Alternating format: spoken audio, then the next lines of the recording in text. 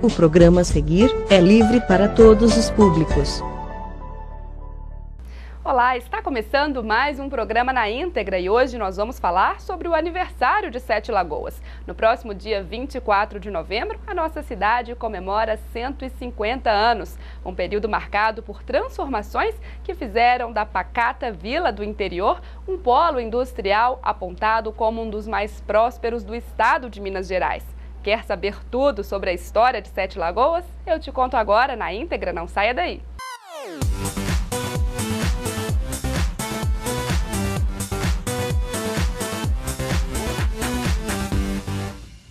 E o meu convidado de hoje é o jornalista e pesquisador da história de Sete Lagoas, Márcio Vicente. Seja bem-vindo, Márcio. É um prazer estar aqui, Ana Carolina. Espero que a gente possa responder alguma coisa, né, de interesse do Sete Lagoas. A gente tem aqui meia horinha hoje para conversar, mas acho que dá para pontuar algumas coisas da história de Sete Lagoas. Se você quiser passar umas 3 horas também, a gente conversa. Tem história para muito tempo, né? Um prazer. E como que surgiu esse interesse, né, em pesquisar a história de Sete Lagoas, descobrir coisas que muita gente que mora aqui há muitos anos, que nasceu aqui, não sabe. Eu diria para você que era desde a minha época de garotinho, porque eu sempre tive muita predileção pelas pessoas mais velhas, mais idosas, né? E como eu sou de uma região de contadores de causa, sou de Pirapama, o sertão é muito disso, né? Tem muitos contadores de causa. Então eu ouvia meu avô contando causas, meu pai, etc. E no fato de eu me aproximar dos mais velhos, eu comecei a tomar conhecimento, por exemplo, das histórias do lugar, como em Sete Lagoas. Eu fui ainda jovem, eu fui amigo dos dois nossos grandes historiadores, que foi Joaquim Drummond, que escreveu O Passado com o Passado de Sete Lagoas, é jornalista também, e Juvelin Lanza, que também é autor de História de Sete Lagoas. Então, daí, e esse entusiasmo por Sete Lagoas, né, uma terra que não é minha, mas que eu adotei como minha, que amo, gosto e sempre que possível procuro divulgar. E este ano as nossas coisas boas. Uma data importante, né? 150 anos da cidade. Pois é, exatamente. E o curioso é o seguinte, eu pertenci à comissão organizadora do centenário. Você vê, há 50 anos atrás eu já era gente, né? Inclusive foi quando também nós lançamos o Jornal do Cem de Minas. Foi exatamente em novembro de 1967. O Jornal Cem de Minas, que hoje até hoje circula, eu fui um dos fundadores dele. Eu era garoto, né? Evidentemente, né? Tinha cabelo naquela época, etc. Mas então o meu interesse é exatamente por isso. Mesmo porque Sete Lagoas tem uma história muito bonita, muito importante. É uma cidade progressista. Desde o século XVIII já era importante. Sete Lagoas, no século XVIII, foi um grande entreposto comercial da capitania de Minas Gerais. Então, quer dizer, essa centralidade que tem hoje, que eles defendem, polo logístico, etc., passa rodovias por aqui, no século XVIII, Sete Lagoas respondia por esse interesse, porque as estradas reais que passavam por Sete Lagoas com destino ao sul da Bahia, os currais de gado da Bahia, o Alto São Francisco, né? A área de produção de gado, o Rio das Velhas, do Paropeba, etc., todas essas boiadas, comerciantes, tráfico de escravo, de diamantes, de ouro, tudo passava por Sete Lagoas.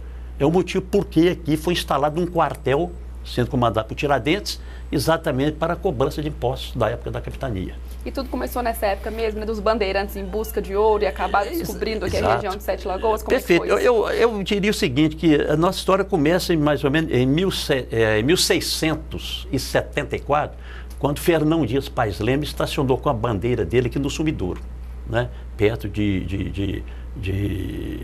como é que chama aqui? Matozinhos, e por aí, Pedro Leopoldo, etc. Ali o lugar chama Fidalgo hoje. Em 1674 ele estacionou ali porque ele estava entrando pelo sertão mineiro em busca da Serra Resplandecente, das Esmeraldas, né? E ele ficou ali durante 6 anos. 6 anos, porque acabou o suprimento que ele trouxe de São Paulo, etc. E até nesse período houve uma sedição na bandeira, comandado pelo próprio filho dele, um filho natural, José Dias, revoltado que a bandeira estava estacionada, não seguia para o norte e nem voltava a São Paulo.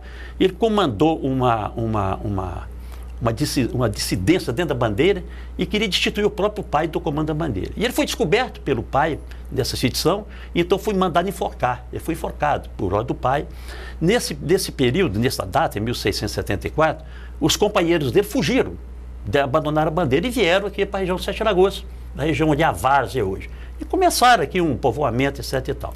7 anos depois, quando aqui apareceu na região um fidalgo português, Castelo Branco, que veio tomar conta da governança aqui das Minas Gerais, houve também uma briga entre eles e o Borba Gato, que participou da bandeira de Fernão Dias, no desentendimento matou. E também nesse período ele fugiu para o interior do sertão. E aquelas pessoas que estavam com ele, faziam parte, vieram engrossar os habitantes da região Sete Lagoas. Então eu acredito que isso é exatamente a partir daí, 1674, 1680, que começou o povoamento da nossa região através dos bandeirantes. Depois vieram os fazendeiros, né? Evidentemente. E o nosso oficial fundador, que é João Leite da Silva Ortiz, que em 1711 conseguiu a Sesmaria das Sete Lagoas. E ele construiu aqui uma fazenda, etc. Depois a vendeu, foi para Goiás. E ele é o nosso fundador oficial, João Leite da Silva Ortiz, em 1711. Agora, depois disso, a coisa mudou um pouco em 1800 e alguma coisa, né? Exatamente. O que aconteceu? O povoado começou a receber mais pessoas? Qual foi a mudança? Sete Lagoas foi uma área de fazendeiros, né? Então, era uma agropecuária, a região era muito boa, muita água, as terras férteis, não é? Estava numa rota muito interessante das estradas reais para fornecer exatamente víveres e carne para as áreas de mineração, como Santa Luzia, Ouro Preto, Mariana, etc. Então, aqui esse sistema agrícola de agropecuária cresceu muito. E exatamente também imaginando o Rio das Velhas, né?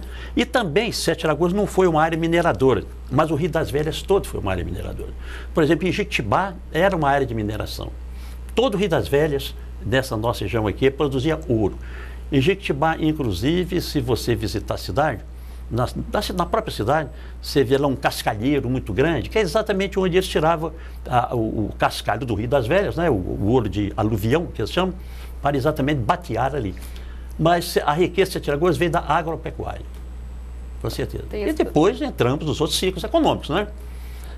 Quando chegou a energia elétrica, Sete Lagoas desenvolveu uma capacidade, por exemplo, de produção de móveis, né? Antes disso, ela já tinha um bom poderio da mineração, principalmente da produção de mármore e do cristal de rocha. Na época da guerra, o Sete Lagoas foi um grande fornecedor de cristal de rocha para os países aliados, principalmente os Estados Unidos, que o cristal de rocha servia para fazer radares, binóculos, tudo isso. E aí, a grande impulso chegou em 1896 com o estabelecimento da Central do Brasil, né? Aí houve uma revolução, evidentemente, na cidade. E, a partir daí, com a chegada da energia elétrica, que foi também um problema sério. Sete Lagoas já teve um sistema muito rudimentar de energia elétrica, a gasogênio, etc., mas isso só iluminava algumas casas. Depois nós vemos aqui o estabelecimento aqui da Ulha Branca, uma usina hidrelétrica, aqui fica nas proximidades do Nova Cidade, né, no córrego do Diogo. Ali tinha uma represa, uma pequena usina chamada Ulha Branca. Mas era também muito incipiente, produzia muito pouca energia. E até a chegada da CEMIG, em 1956, se não me engano, aí a situação mudou, até Sete Lagoas se transformar hoje numa cidade com um grande parque automotivo, né? Que eu acho que é um estágio bem avançado aí no sistema de industrialização. E tem essa questão do desenvolvimento rápido nos últimos tempos, né? Inclusive a população aumentou muito da década de 70, por exemplo, para cá. Eram cerca de 60 mil pessoas, hoje são mais de 200 mil habitantes. Pois é, foi um processo econômico, né? Primeiro a localização de Sete Lagoas, que é a cidade que na região oferecia melhores condições de vida. Eu, por exemplo, vim para Sete Lagoas para estudar. Não havia ginásio na minha terra, então nas cidades vizinhas. E nessa época que você citou aí, foi a época que coincidiu com o boom do ferro-gusa, né? A cidade se transformou numa grande produtora de ferro-gusa, chegou a ser o maior produtor de ferro-gusa não integrado do Brasil. Então nós tínhamos aí 6 mil pessoas na atividade, né? Tínhamos quase 40 fornos funcionando, etc. E depois veio a debacle, né? Evidentemente tudo isso foi um período disso aqui. E a cidade, exatamente, a pessoa estava muito agradável, com todos os serviços, oferecendo todas as condições para uma vida boa. Sete Lagoas passou a atrair, principalmente a população de toda a nossa região, né? Sete Lagoas é uma cidade de terra de gente de fora, cidade cosmopolita, né? Se você olhar aqui, se você conversar com 5 pessoas, 2 são de fora, ou 3. Isso faz parte da nossa... Às vezes é difícil achar o Sete Lagoano. Exatamente. Primeiro, o mais fácil de você encontrar é um pirapamense, né? Eu não sei de onde veio tanto pirapamense, não é? Que é uma cidade pequena. E muita gente de Diamantina, as principais colônias aqui são realmente de Pirapama e de Diamantina. Diamantina, tem muita gente de Diamantina aí. Daqui a pouquinho a gente vai falar um pouquinho mais sobre o passado de Sete Lagoas, mas agora o programa Na Íntegra faz um rápido intervalo comercial e já já estamos de volta. Não saia daí. Quer deixar seu carro novinho? Na Polab você encontra serviços de qualidade: geral, polimento, guariba, higienização a vapor, cristalização, limpeza de banco a seco, entre outros serviços.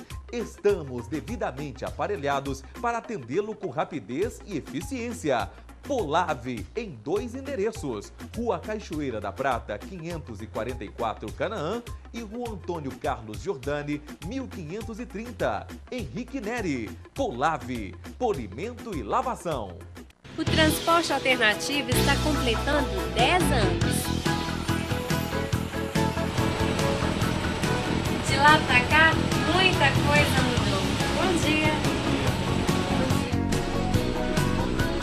E agora você pode contar com o novo cartão útil.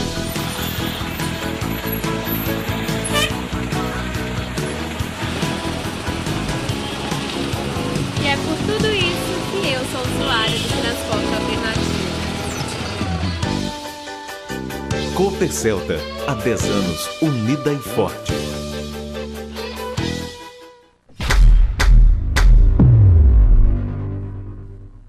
Alô, galera da Balada Live, eu sou o Caldo Venturini do 14 Bis e eu tô com vocês. Abraço!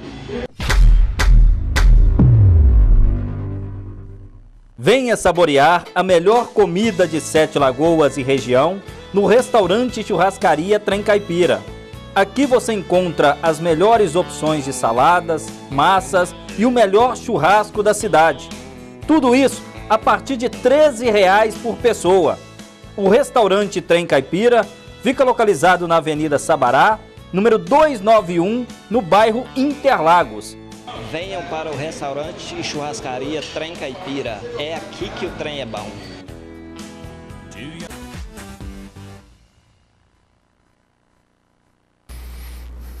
Este é o programa Na Íntegra, estamos de volta. Meu convidado de hoje é Márcio Vicente, jornalista, e contando um pouco pra gente aqui da história de Sete Lagoas, que este ano comemora 150 anos.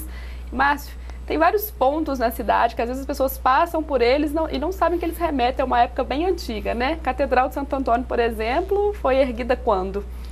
Eu acho que, 1700 e tanto era exatamente ainda uma capela, né? Ela passou por uma grande reforma, acho que em 1886, né? Uma grande reforma. Mas ali, aquela praça toda ali, é uma praça realmente histórica, porque o quartel do Tiradentes, o quartel do Sertão, que foi instalado aqui em 1780, era exatamente naquela praça, ali nas proximidades do Casarão. Há uma corrente de historiadores que até eu concordo com essa corrente, que o Casarão, inclusive, existia na época do Tiradentes, em 1780.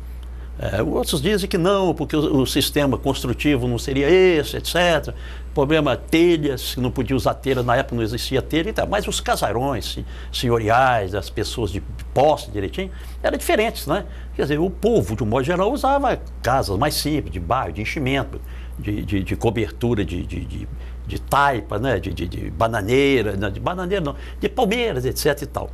E ali ao lado do casarão existia exatamente de um lado o quartel do Tiradentes, que é o quartel da patrulha do Sertão, e do outro lado havia um rancho de tropas. E ali nas proximidades, do outro lado, por sobre do outro lado a gente não sabe exatamente onde é, mas naturalmente seria do lado de frente ao casarão, ali estava o registro. O registro era uma coletoria, quer dizer, onde os mercadores, os comerciantes teriam que parar para pagar o imposto das entradas. Então pagava o imposto das entradas para aqueles que entravam ou saíam da capitania, etc. Então tinha que pagar um imposto, né? Sobre secos e molhados, que eles falam, né? Sobre os víveres, gêneros, marmarinhos, couro, né? O semovente, quer dizer, o boi, o cavalo, etc. Teria que pagar um imposto. Então havia esses postos de arrecadação. E, evidentemente, naquela época, o setor militar, ele ajudava na cobrança dos impostos. Hoje não. Quer dizer, depois do iluminismo, houve a divisão dos poderes direitinho e tal, o imposto é cobrado de uma maneira mais civilizada, né? Mas antigamente não, o cara tinha que pagar o imposto, se não pagasse era preso, né? E a própria milícia ajudava na cobrança. O próprio Tiradentes, muitas vezes cobrava o imposto se ele encontrava com uma caravana, por exemplo, numa estrada, e pedia para ver o comprovante que tinha pago o imposto. Se não tinha pago, ele fazia a cobrança ali. Muitos tinham que pagar muitas vezes na hora, etc. Então, ali na Praça Tiradentes, antigamente chamava inclusive Praça do Comércio, né? Ali começou Sete Lagoas, porque até o século XIX a cidade acabava era ali mesmo, a cidade era realmente na área da várzea. Para cá foi depois da Capela de Santo Antônio, etc. Aí é que a cidade começou a expandir para cá. Você vê que até 1890, por aí, quando via a Central do Brasil, a cidade acabava aqui logo depois da Lagoa Paulina, não é? Porque uma das estradas reais, por exemplo, aqui ia para o sul da Bahia, ela passava na Praça Tiradentes, contornava a Lagoa Paulino, pela esquerda, pegava ali perto onde é hoje a feirinha, né? Subia, passava numa rua chamada Estrada dos Tropeiros. Hoje a rua tem um nome lá que eu não sei, uma parte que é Monsenhor Roque. Você subia, pegava a beirada da serra, cruzava o córrego dos Tropeiros, por isso que ele tem esse nome, porque ali as tropas ficavam ali estacionadas ali. E aí seguia em direção a Estiva, Silva Xavier, Araçaí, Cosmoc e tal. Aliás, dependendo do modo que você faça a pergunta, a pessoa responde. Mas Silva Xavier, poucas pessoas sabem por que Silva Xavier tem esse nome de Silva Xavier. Silva Xavier tem esse nome em homenagem a Tiradentes. Joaquim José da Silva Xavier. Porque a estação, a Central do Brasil, dava nome a todas as suas estações, o nome de um figurão, né? Um político, etc., um general, etc., uma grande personalidade. Mas já havia estação de Tiradentes, lá perto de São João del Rei. Então, para homenagear o Tiradentes, colocaram lá de Silva Xavier. Então, em função disso e da pesquisa que eu desenvolvi já há bastante tempo, porque os historiadores diziam o seguinte: Tiradentes morou em Sete Lagoas, 2 pontos, não, 2 linhas. Tiradentes pernoitou em Sete Lagoas, Caminho do Sertão, 2 linhas. Tiradentes foi o comandante do quartel do Sertão, 2 linhas. Então, eu procurei e me interessei pelo assunto. Você foi a fundo nisso para descobrir pesquisei, o que realmente exato. aconteceu. E a gente estava conversando aqui, você mesmo disse que muita gente nem sabe disso, Pois né? então você tem que pesquisar a história, você tem que pesquisar, procurar documentos, porque a história sem documento não é história, né? Então eu pesquisei, por exemplo, Rio Preto, Diamantina, São João del Rei, Biblioteca Nacional do Rio de Janeiro, vários arquivo Público Mineiro, etc. A própria polícia, eu hoje, sobre a vida do Tiradentes como militar, eu posso te dizer uma coisa sem medo de errar. Eu tenho mais documentos do que a própria Polícia Militar. Aliás, a Polícia Militar não tem nada sobre Tiradentes. Parece brincadeira dizer isso, mas é uma verdade. E eu tenho alguns amigos coronéis que eles até já me desafiaram para eu escrever uma história do Tiradentes militar. Eu não tenho capacidade para isso, não vou mexer com isso nunca. Mas o meu interesse era exatamente como se o Tiradentes, comprovadamente, exerceu suas atividades militares em Sete Lagoas. Eu acho que nós deveríamos criar aqui um memorial Tiradentes militar. Então, a proposta que eu fiz há muito tempo, eu até defendo num livro que eu escrevi sobre Tiradentes em Sete Lagoas, em 2010, esse livro foi publicado em 2010, e eu distribuí para o Brasil inteiro, para bibliotecas, estudo de pesquisa, para todos os batalhões de polícia e tal. A gente reunia esses documentos, por exemplo, em Silva Xavier, num local e transformar ali num ponto de atração turística. Se você quer conhecer o Tiradentes Inconfidente, você vai ao Ouro Preto, né? No Museu da Inconfidência. Mas se você quiser conhecer o Tiradentes Militar, você tem que vir a Sete Lagoas. Porque nenhum museu da Polícia Militar, lá em Belo Horizonte, lá no Prado, né? Onde tem a Academia de Polícia, eles não tem documentação nenhuma. Não tem tanta informação para dar um panorama completo da situação. Não tem sobre o Tiradentes Militar. Quer dizer, então Sete Lagoas ele ficou aqui 1 ano, né? 1 ano, 2 meses e 1 dia, né? Ele ficou do dia 22 de abril de 1780 a 23 de junho de 1781. Isso comprovadamente. Então, eu acho que coloca Sete Lagoas na história de Minas Gerais. Aliás, eu vou te confessar uma coisa, até com um pouco chateado. Eu já falei mais sobre Tiradentes de Sete Lagoas, fora de Sete Lagoas, do que em Sete Lagoas. Sete Lagoas, o pessoal não interessa por isso, não. Olha, eu mandei o livro para todas as escolas públicas e particulares, todas as bibliotecas. A Polícia Militar de Sete Lagoas, eu mandei, nunca me chamaram para fazer um bate-papo sobre Tiradentes de Sete Lagoas, nem a Polícia Militar, que devia se interessar. E, em compensação, o GAI, o Exército, eu já fui 2 vezes lá falar sobre Tiradentes de Sete Lagoas. Quer dizer, há um desinteresse. Em São João del Rei, eu já cansei de ir lá falar sobre Tiradentes de Sete Lagoas. E a última vez que estive lá foi em novembro do ano passado, e um simpósio lá organizado pelo Instituto Histórico e Geográfico de lá, participação de gente de várias partes do Brasil e tal. Eu até comecei minha arenga lá, né, meu bate-papo, falando o seguinte: o sonho de independência de Liberdade Tiradentes começou em Sete Lagoas. Eu falei, bom, como eu não tenho como provar isso, mas também ninguém pode me contestar. Porque ninguém tem como provar o contrário. Não tem, porque você vê o seguinte, nós sabemos pela história que o Tiradentes começou a pregar mesmo a Inconfidência Mineira, né, a Conjuração Mineira, em 1785. Em 1781 é Sete Lagoas. Quer dizer, 4 anos antes ele está em Sete Lagoas. Você não imagina uma revolução assim, vamos fazer uma revolução hoje, vamos tirar do poder o prefeito, vamos tirar do poder o governador, o presidente. Não é assim de uma hora para outra, né?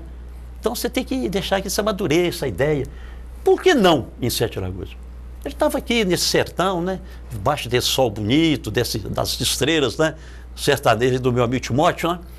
E nesses estradões por aí, nessa poeira, pensando já, vendo como Portugal escorchava o brasileiro, cobrava imposto, as nossas riquezas indo para fora. Ele ficava chateado com isso e até desesperado. Por que essa riqueza não fica aqui? Né? Então, imposto, mais imposto, sempre imposto, etc. Então, por que não o sonho não teria começado em Sete Lagoas? Então, isso aí é um depoimento um pouco triste, mas é um depoimento. E um desabafo também, né? As pessoas precisam se interessar mais aí mesmo pela história de Sete Lagoas. Nós temos que ensinar. Conhecer um pouco mais, quem sabe as crianças, né, já crescerem com uma noção maior do que foi Sete Lagoas, como ela se transformou e chegou o que é hoje. É um povo sem história, um povo sem futuro, porque você não tem passado, né? Agora, Ana Carolina, tem uma preocupação muito grande. Eu desisti, eu já fui secretário de Cultura em Sete Lagoas umas 3 vezes ou 4. Já trabalhei em várias administrações. Nunca consegui, saí frustrado, nunca consegui que as escolas municipais ensinassem verdadeiramente a história de Sete Lagoas. As escolas estaduais não estão nem aí. Não é? Então não se ensina. Agora tem um detalhe, que é mais preocupante ainda. Se nós que somos de Sete Lagoas não cuidamos da nossa história, todo dia chega uma família nova para Sete Lagoas. Vem aqui, vem para fazer o quê? Em busca de trabalho, de uma melhor condição de vida, trazer os filhos para estudar, etc. Tal.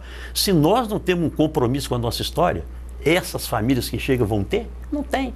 Conclusão, nós vamos perder as nossas raízes e vamos ser um povo sem história, sem passado. E então isso passado é fundamental, né? É muito, exatamente, a nossa base, não é isso?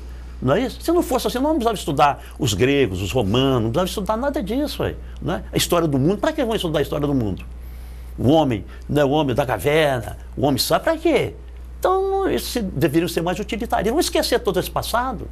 Vamos estudar o porquê, a glória da literatura grega, né, das conquistas romanas. Para quê, então? Vamos pensar só hoje. O Temer cai ou não cai? Quem que nós vamos eleger na próxima? Quer dizer, a história é importante, é a mestra da vida. É importante, e hoje a gente vai continuar falando sobre história aqui no programa. Vamos ficar 3 dias falando sobre história de Sete Lagoas. Mais um rápido intervalo comercial e o programa Na Íntegra está de volta já já. Fique com a gente. Problemas com seu computador? A Nilfran resolve. Manutenção e formatação em computadores, os melhores preços em equipamento e acessórios de informática. Buscamos e entregamos o seu computador. Promoção especial para formatação. Nilfran Informática, Rua Lagoa da Prata, 164, Interlagos. Telefones 3772-8389 ou 8871-7954.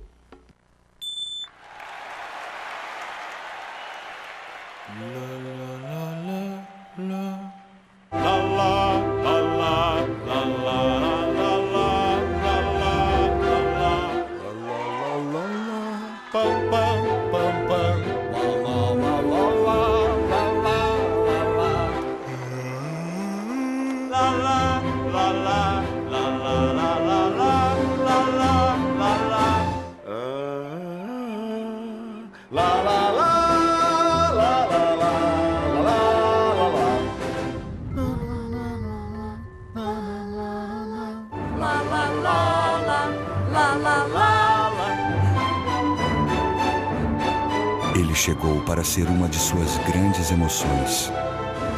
Novo Civic Geração 10. Inesperado, como você esperava.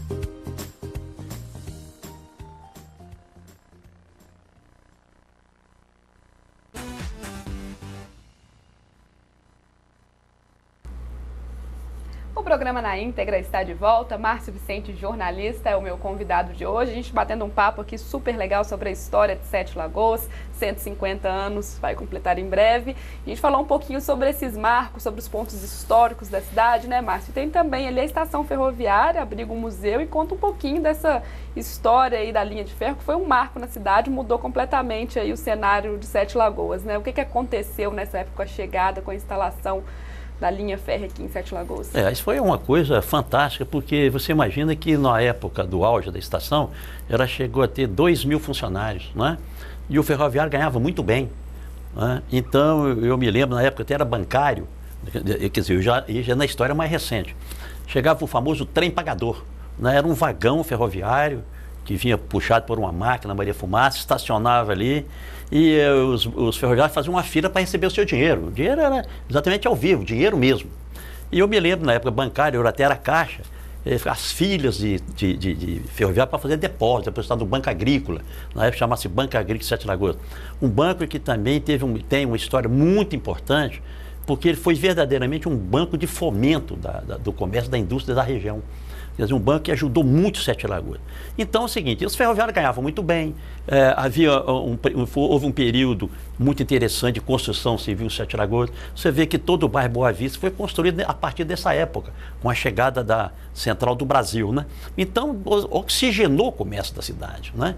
E fantástico. Agora, o que é interessante que a gente fala notar, e deixa eu colocar aqui um pouco da parte da história da coisa, é como que a Central do Brasil veio a Sete Lagoas.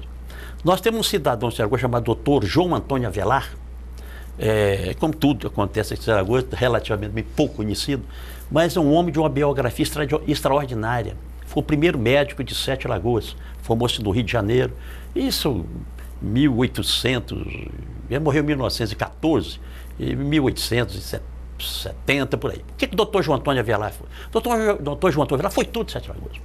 Foi tudo. Mas quando ele era ainda jovem estudante no Rio de Janeiro, época ainda da monarquia, apareceu a notícia, evidentemente, da vinda da Central do Brasil para o interior de Minas. Mas a Central do Brasil ia passar margeando o Rio das Velhas, a estrada, mas o Rio das Velhas.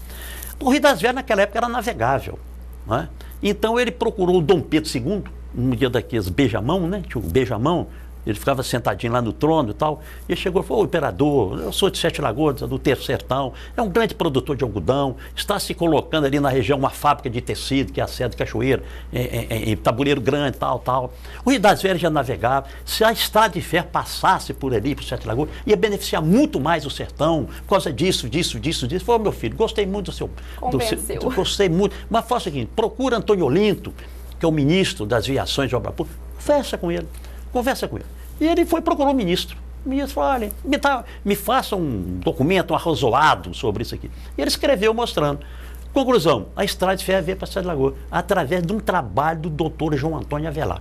O que o doutor João Antônio Avelar foi aqui? Ele ajudou a fundar o hospital antigo, trabalhou de graça nesse hospital o tempo todo, foi um poeta, fundou o primeiro jornal de Sete Lagoas em 1894, fundador do jornal, era escritor, foi um dos primeiros esperantistas do Brasil, foi eleito, na época era diferente, na época foi eleito senador estadual, que na época tinha o Senado do Estado, na União era Câmara, diferente. Então ele foi eleito senador estadual, depois ele foi eleito deputado, a primeira Assembleia Constituinte do Brasil, ele era republicano doente, ele assinou a primeira Constituição Republicana do Brasil, em 1891.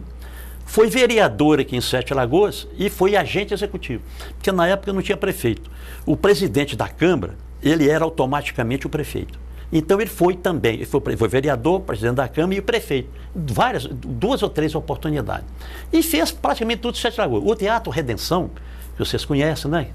Aquele edifício que é ao lado do mercado municipal, que está em fase de restauração, aquele era um teatro antigamente. E tem uma história belíssima. Agora, eu queria dizer só a questão da liderança importante do doutor João Avelar, contando apenas um caso. Ele tinha um jornal na época, depois que ele fundou o Sete Lagoas, anos depois, ele fundou um jornal chamado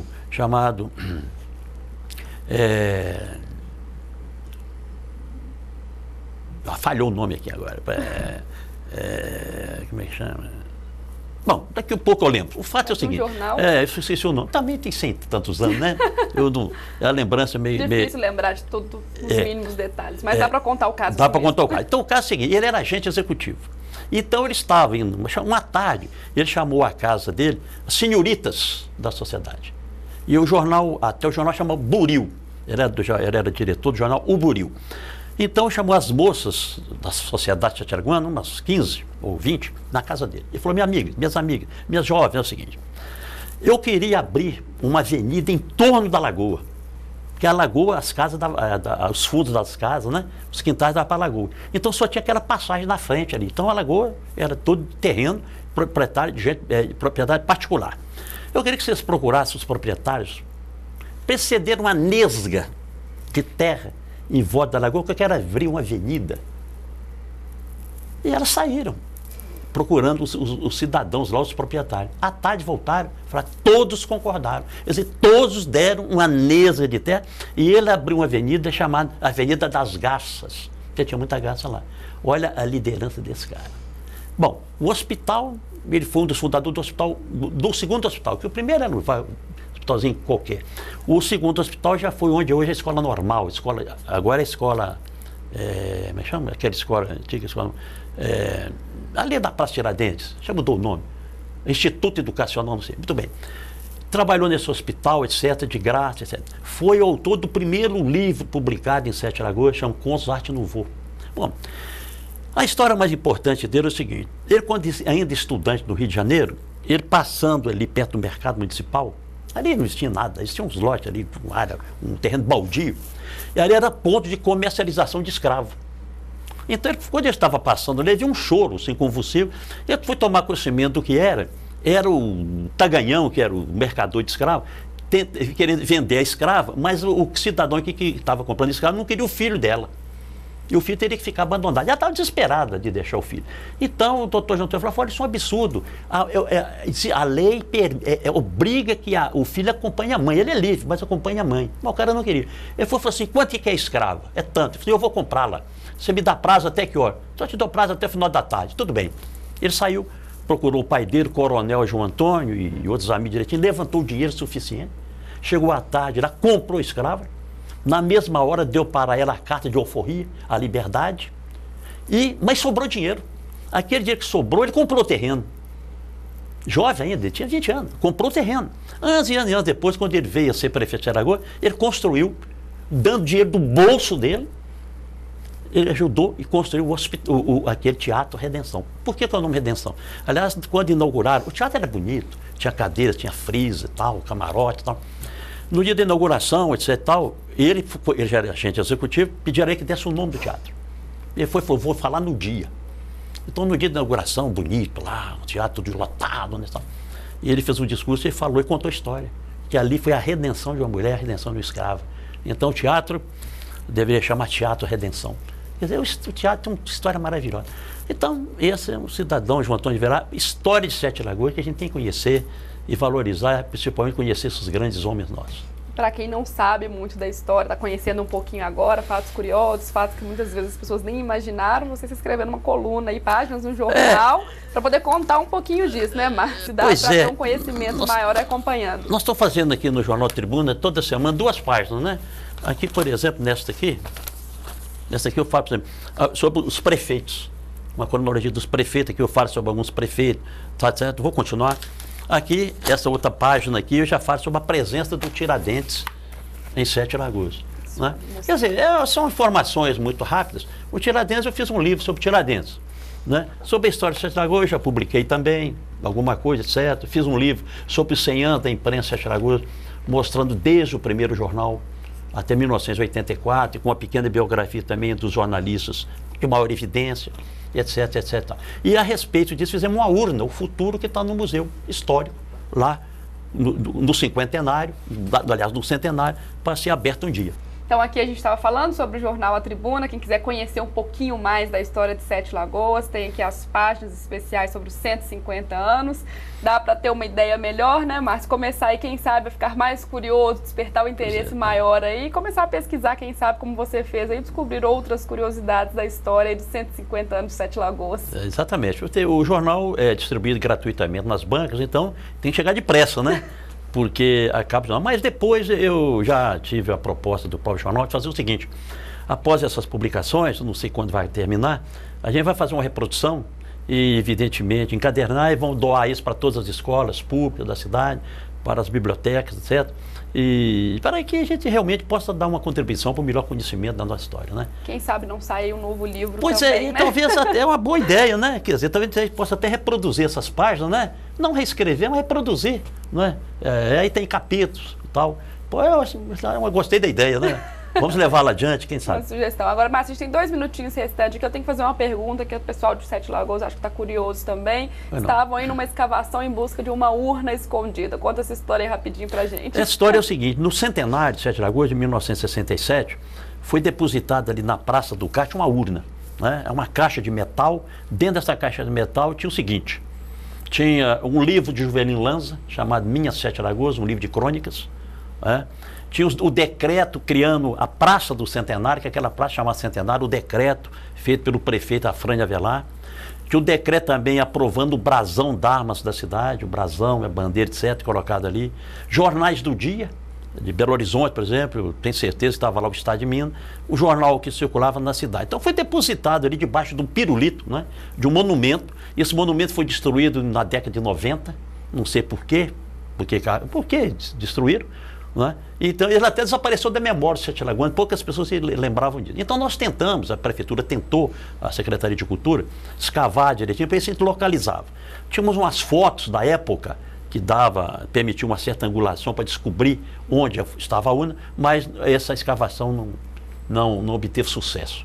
Então, lamentavelmente, não encontramos a urna, né? Seria muito interessante a gente ter esse testemunho de 100 anos, de 50 anos atrás, né? Que foi no centenário. Mas quem sabe um dia mais para frente. Pois é, agora estão prometendo fazer agora uma nova urna para ser aberta futuramente. Quando houve a comemoração dos 100 anos de imprensa, em 1994, nós fizemos uma urna e a depositamos no salão principal do Museu Histórico. Então ela está lá, pode ser vista, é só puxar a tábua e tem uma placa indicando. Quer dizer, essa não vai desaparecer. Essa não tem como desaparecer, né? Não mas tem essa aí, como quem desaparecer. sabe, aí as gerações futuras vão acabar encontrando com essa certeza. urna aí também, né? Márcio, eu agradeço a sua presença aqui no programa. Muito obrigada pelo bate-papo e por contar aí coisas da história de Sete Lagoas que eu não sabia, muita gente em casa também acredito que não. Foi um prazer. Não, nós estamos sempre aprendendo, buscando, procurando. Eu que fico grato, lisonjeado por esse convite, estou às ordens. Foi um prazer muito grande, quero agradecer a toda a equipe e a oportunidade de estar aqui, né? Estou sempre à disposição. Ok, a gente vai te convidar de novo aí para falar de outros assuntos depois, prazer. Ok? O programa Na Íntegra fica por aqui, espero que vocês tenham gostado do nosso bate-papo de hoje sobre os 150 anos aí de história de Sete Lagoas. E se você quiser enviar sugestões, você já sabe, é só mandar um e-mail para contato@tvnews@gmail.com ou um WhatsApp para o número 984276110. Eu fico por aqui e a gente se vê no próximo Na Íntegra. Até lá!